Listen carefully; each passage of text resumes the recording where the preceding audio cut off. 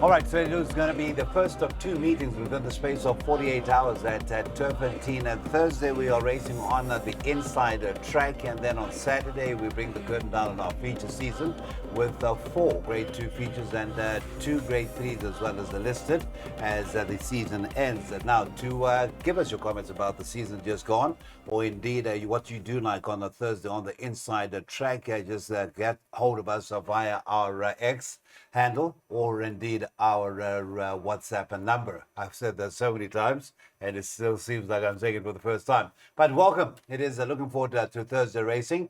Inside the track, first race off at 12:35, which means we get straight into the bipod. Once again, we are flying solo with Mr. Daryl Marie.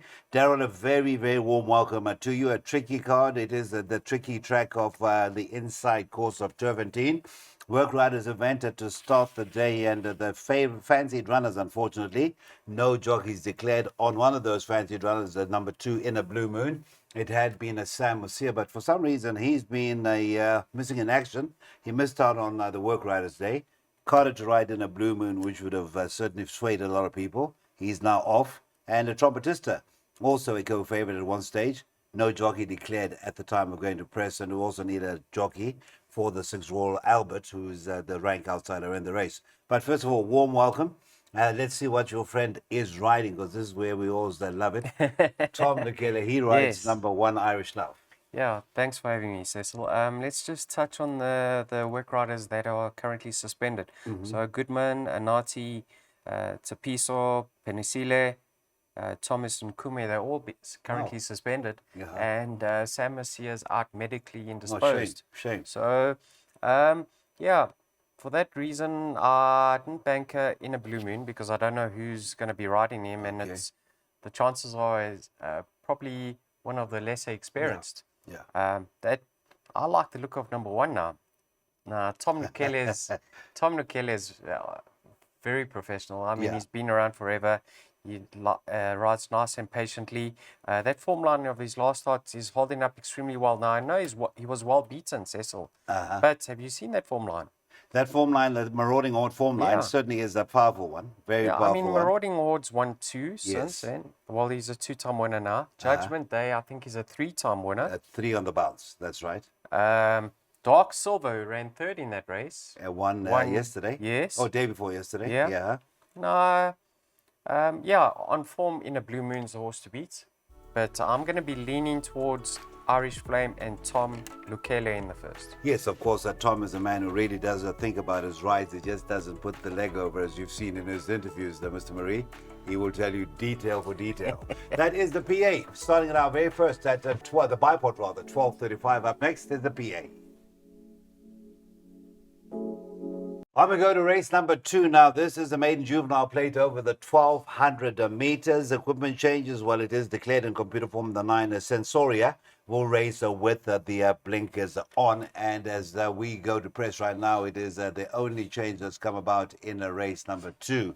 Right, in race 2, racing today, maiden juvenile plate over the 1,200 meters. Your favorite at this moment in time is the once raced, and that is Cosmic Speed in the so famous horse of Mrs. H. Kuhn, and that is Richard Free aboard for Sean Terry, and that is very short at 5 to 10. Number 7, Shinto Shrine, a first timer, Tony Peter, and of course the very famous Kurstorm Investment Silks nominee, Mr. Kenneth Pillay.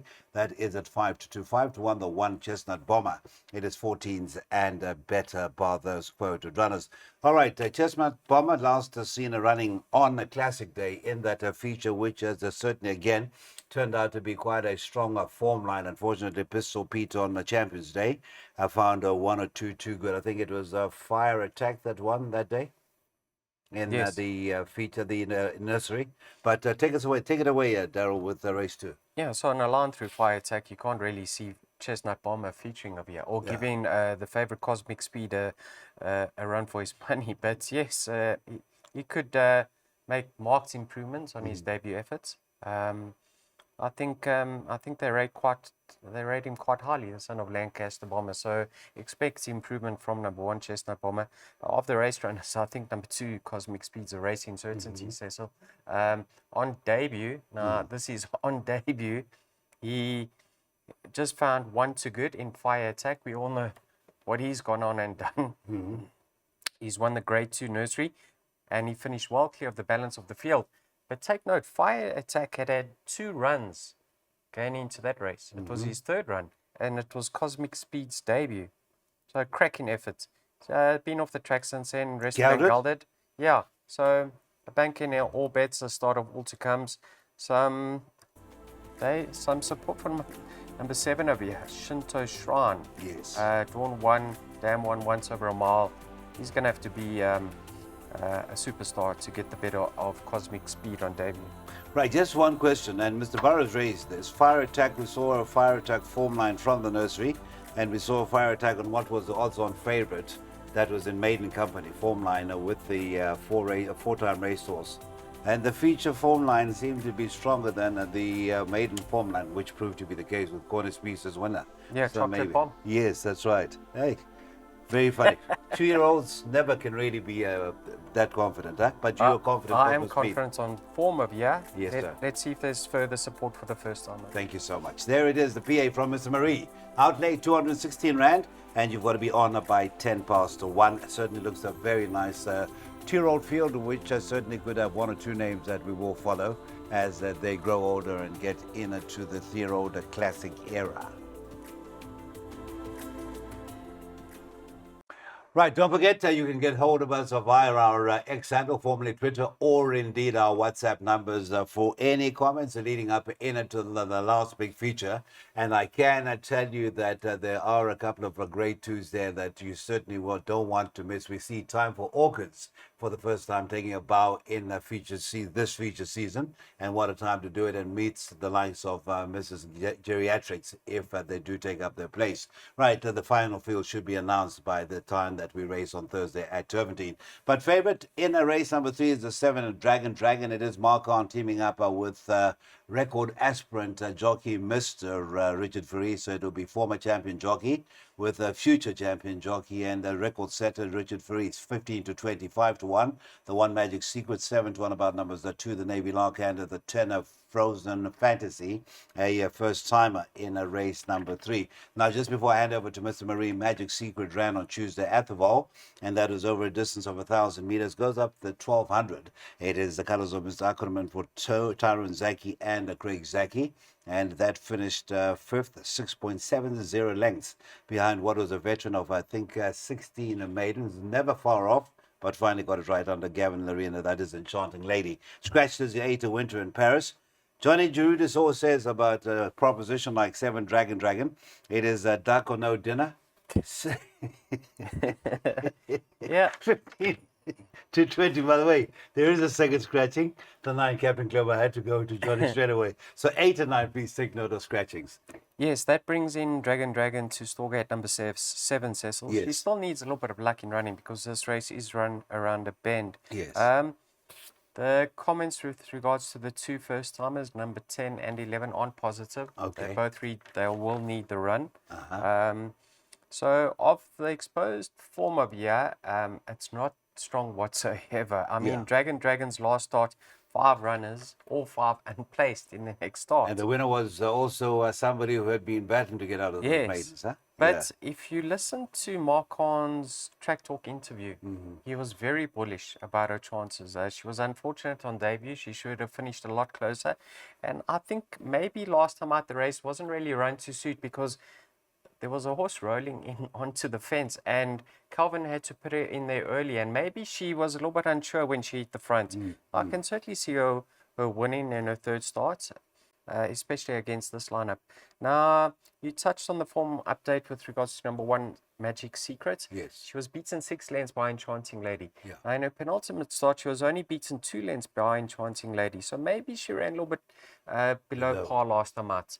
But she drifted, actually. I remember watching the race yesterday and Nico saying, hey, this has gone on the drift. Yeah. I don't know if she'll line up because it is, 2 days later. 2 days later. Yeah. So, and then number 5 is held on paper, but she's been fitted with a set of blinkers. Maybe she can get closer to Dragon this time around. But I'm going to say 7-1-5 in that order. 7-1-5, and in your pick 6, I'll put the scratching. you put the scratching in, and that could work both ways. That could work You could treble up at the very first hurdle if the one it doesn't take up its place and hasn't had enough time to recover. That is the pick six courtesy of Daryl, and that is off at 13:45. Let's move on to race number 4. A chance to get involved in a jackpot. This will be our first jackpot getting underway with for hospitality bookings. Call 011 6811 796 maiden plate for it's over the 1200 meters. And of course, the hospitality will be very much in your ear. Or at least they will have their ear to the ground for anybody who wants to be part of the proceedings on the 27th of April. And of course, if any problems in getting through, try us via our X handle or indeed the WhatsApp, and we'll forward your inquiries or get you alternative contact details. That said and done, let's get to race number 3, and it's Richard Fourie on another favorite, this time up for Mr. De Kock. And the Glistian at 22-10 is the 8 Wahid once raced. The 5 Gold Agent at 26-10, 3-1, the 6 Bad Medicine, 9-2, the 1, and Action 12-1, and better by those. Now, I've spent so much time with you, Daryl, that I've now come into this conspiracy theory bit. Now, 8 Wahid is the favorite, beaten by one more, and that was owned by the Spongs. And the second favorite is the 5 Gold Agent, owned by the Spongs. Has been there or thereabouts. When will that come right? Do you see the Spong connection there? Yeah, I see the connection, but it's not going to come right at Turffontein on Thursday. Okay. She's a very limited filly. Yeah. I think her chances of exiting the maiden ranks may lie in a workaround race, to be quite frank. Yeah. But I don't see her featuring. Yeah. Cecil, I think this form line of Wahid is one to follow. One more. Now, there was a lot of support for one more on debut. Yes. Second was Gorgeous Klein. And Calvin, when interviewed when he won next time out on Gorgeous Klein, he said he was shocked that he got beat when running second to one more. Chocolate Bomb also won from that form.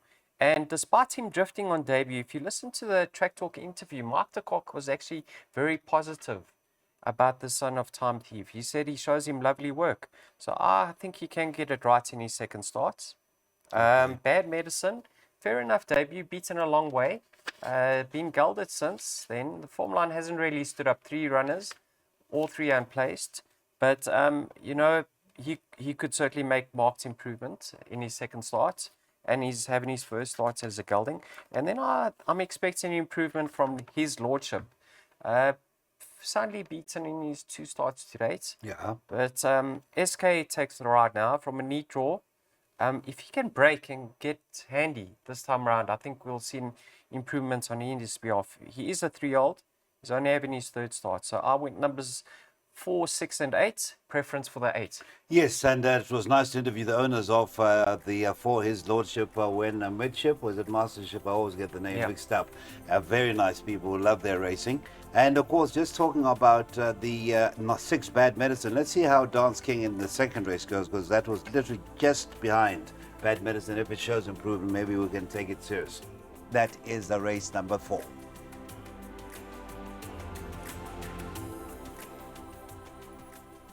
Let's get to race number 5. We're into the second half of an 8-race program, and for a Thursday program, it is a certainly fascinating race number 5, no exception. This is one of the higher rated races on the card at 96, and that's over the 1,000 meters. A race that will be dominated by the ownership, and worthily so, of the Avernus family. They saddle the first, second, and 4th favorites. The favorite being a runner going for 3 on the trot at Lucky Udalakis with Dreamland, and guess who is aboard?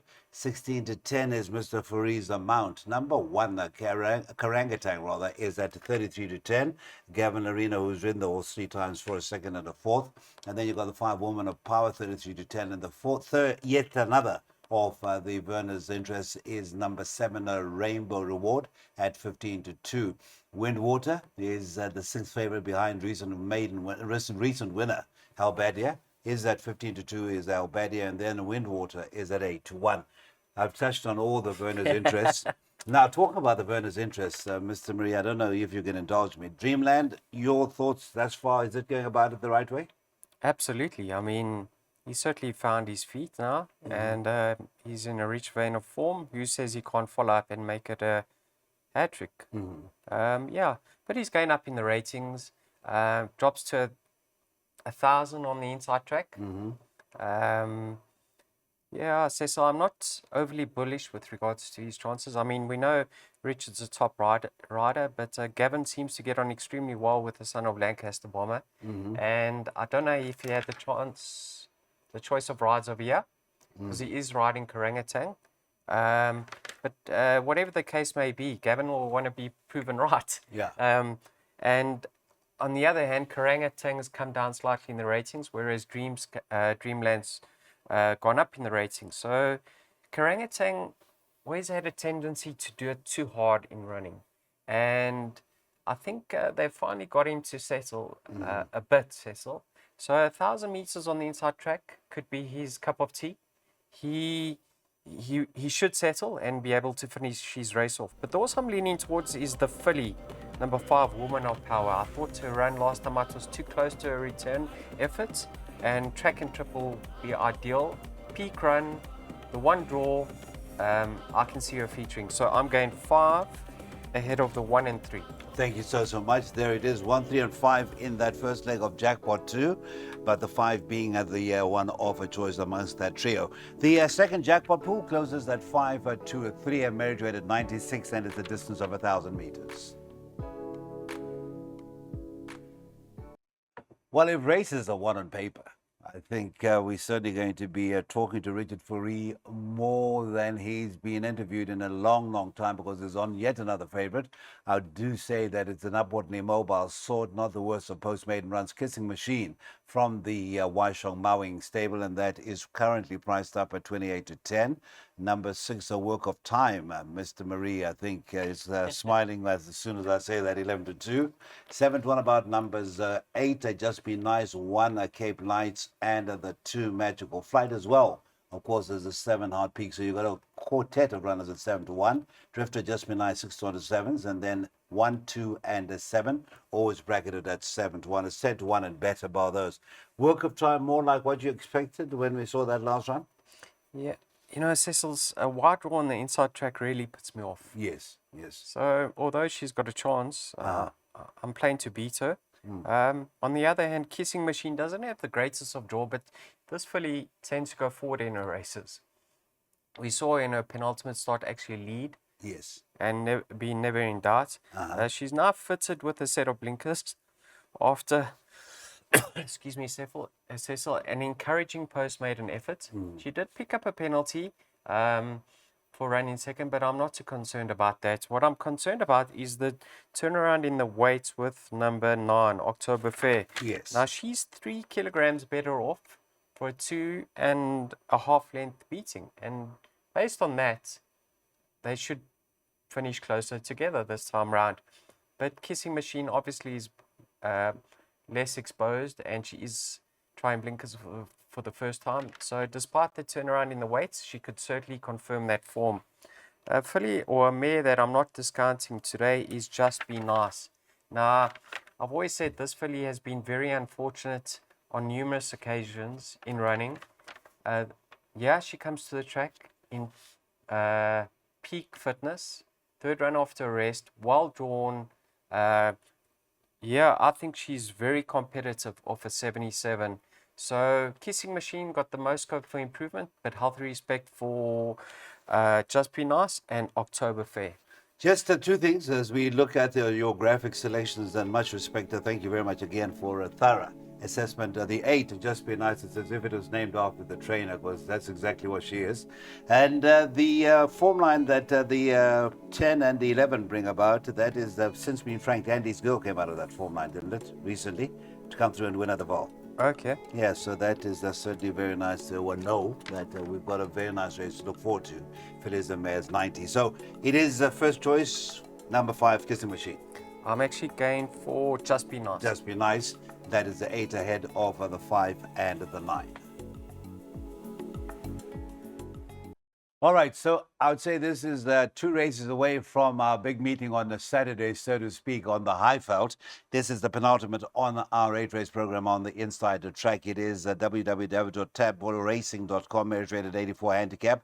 It's over the 1450, and before we go any further, do get in touch with us about your comments as to the bias. We want to know what you think of the draw on the inside track, which is more demanding, the classic track or the inside track, and that is, of course, that bad draw. But let's move on. It's a measure at 84, Mr. Marie. And in race number 7, you've got Bob Jurankul overdue, that next win 3-1. MK is a Dream, 33-10, 9-2. The 6, Maxiotta, 5-1, and Better Brothers. I must say, I'm actually very impressed by the versatility that the 6 Maxiotta shows. Barely or rarely runs a bad race, whatever the distance. I'm not saying it's going to Hollywood, but it's in its place and will always give you a run for your money. Absolutely. I fancy his chances today. I'm of the opinion that his best run to date on the Highveld was over this course in distance, if I'm not mistaken. Several winners from that form line, yeah. Yes. So I like his chances today. So talking about you touching on the draws, just the last 2 races at the Val on Tuesday were both drawn one. Yeah. Alea Lardo and Majestic Palace, I think. Majestic Palace race 7. That was a chance ride. Craig Zaki picked the road for the Azzies. Azzies, yeah. Yes. Cecil, firstly, the pace in this race should be on. I mean, you've got, I'm sure MK's Dreams with the blinkers from a neat draw will want to be handy. You've got Bob's Your Uncle. You've got Feel All Right. You've got the Playboy Bomber. So I think the pace is going to be genuine. Yes. And if MK's Dreams can relax with the blinkers from a neat draw, he's going to be there for nothing. Just pull on through his last starts. You know, they try to ride him a little bit cold. He moved up and he just fell away. He's better than that. And that was on a sticky track. So let's see how he goes today. I certainly give him a great chance because I think the race is going to be run to suit. But his biggest danger has to be Max the Otter. I think he's more than capable of his current rating. He's very fit. That stable is flying at the moment. So 2 and 6 to fight it out. Let me just add one more into trifectas and quartets, Cecil. Have a look at number 8, French Impact. He has a horse that pulls terribly. And because I've touched on the pace over here that it's likely to be honest, he could settle this time around. And his rating has plummeted. I wanted to include him in my pick sixes and my jackpots, but they were too costly. I'm saying if you're playing trifectas and quartets, I must include number 8. Well, all I can say is we look at his double selection. Keep in mind that name, because if he doesn't win on a Thursday, it will come through sooner rather than later. French Impact certainly will improve. Darrow does pick up on a certain point of things that we ordinary ones that don't pick up on, for instance, a drop in the ratings, etc. But it is 2 and 6, the principles. That is MK's Dream and Maxiotta. I think just previewing the program on a Thursday at Turffontein, you would agree that it is going to be very competitive, and if you do get it right, you could be in for a very, very good kitty to take into Saturday, or in fact start off on the Friday with the selections from a very informed Nina Podesta, who will be here to give us the benefit of his wisdom. But let's talk about the Thursday last race. It is race number 8 at Turffontein. Next Turffontein race meeting. It is the 27th of April, and that's over the 1450. And your favorite in race number 8 is the 7 Pocket Watch at 22-10. The 2 of Bloomington, 3-1, 9-2. The 5 Ragnar Rothblock. It's 7-1 out from 6 is number 8 Houston, and then it's 17-2. And Better Barthos. I did like Bloomington last time out. And a horse that I think, I don't know about yourself, but certainly a few of us have been surprised by Joker Man. We saw the form lines when it won its maiden, nothing was coming through. And then it's come through, and I think 1-2 on the bounce, post-maiden. Huh? Yes. Cecil, this horse on the inside track, he loves it here, so you can never discount his chances. So he has formed part of my play. Number 2, Bloomington. What price is King Rahul? King Rahul? This is the time. You think we're down and out, you want to make us laugh, do you? 25-1. Okay, I'm going to suggest a place bet on him. The biggest outsider in the race. Okay. Yeah, my mate Marco is going to have to get down to 53. Take it easy on the coffees. Less coffees. Yeah, Cecil, his best run recently. He was on the inside track. I don't know if you saw him, but he was caught a little bit wide, and he was forced to make him Lebesio. Lebesio, yes. Yeah, he was forced to make a run early on that occasion, and that was off quite a bit of a higher rating, 79. He's plummeted down to 75. He's only got 53 to shoulder from a one draw. I think in this lineup, don't be surprised to see him win at Cecil. I think he's got a winning chance. Houston, he's been off the track for a good couple of months now, but in the front of the computer form, Candace has said she's hoping for a positive first run back. And he's always had ability. I'm very keen to see how he goes. And Pocket Watch, geez, I'm dying for Mr. Pettigrew to strike some form. Until then, you have to be wary because his horses are running below par. But let's hope he can break the ice sooner rather than later because he is a top trainer. So it's a tricky race. King Rahul to feature in the top 3. Let's hope he can get it right. Yes, and if maybe it gives you a bit of encouragement, your mate Marco won on a horse that we very much liked, and in the end not put a cent on it. Great shot in the last race on Saturday. Wow. And I think everybody came to me saying, gee, you've cleaned up. And I said, not a cent. But thanks so much to Mr. Marie. He has really gotten us whet our appetite for racing on a Thursday. Please take note. 8 races and the first race, 12:35, the first leg of the bipod.